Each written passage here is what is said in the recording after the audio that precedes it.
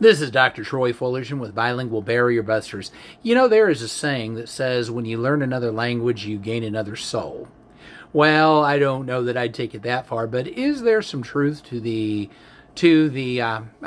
concept, I guess we'd say, that when you learn another language, you're adding another aspect to yourself, that you maybe there's something additional to you? Well, yeah, I think there is.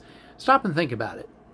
As you study another language, as you learn the words, strange things happen in your brain. When you're learning to count, you're learning the alphabet, you're learning basics of spelling things again and basics of writing. It's amazing. You'll remember things from back when you were in kindergarten and first grade that you had long since forgot. Stop and think about it. You're learning the days of the week again, how to tell time again. All of these things happen, and then you start to learn other words, and you learn what they mean, and everybody starts off with an inner language where you're filtering the new language through your own language to a certain extent. That just happens. That's natural. There's really no way to avoid that, despite what anybody might ever tell you. But the thing is, when you're learning your new language, you're learning that new language in a different context, with a different mindset. You're going to associate different things with those words than what you did when you first encountered them as a child.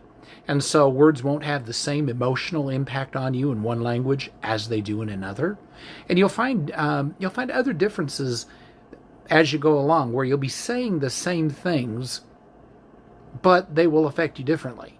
Then as you break into fluency and you're no longer thinking so much through the lens of your other language, of your first language, as much as you are just simply using the new language, you start to take on aspects of the language-speaking community that you're around as you speak your new language. And so, yes, when you really do you wind up sort of adding a whole new dimension to yourself. I wouldn't call it another soul necessarily, but you certainly do add a new dimension to yourself. You'll feel a certain way when you use one language, and another way when you use the other language, the new language, even though you're talking about essentially very similar things. And in fact, something you can do trying to work something out in your second language oftentimes takes the emotional cloudiness out of whatever you're dealing with, because it seems like you're able to think about it more abstractly. I'm sure that has a lot to do with a lot of childhood roots that accompany the words that you used, things that maybe get into the subconscious, go beyond something on the surface. At any rate, yes, you do add a new dimension to yourself when you study another language.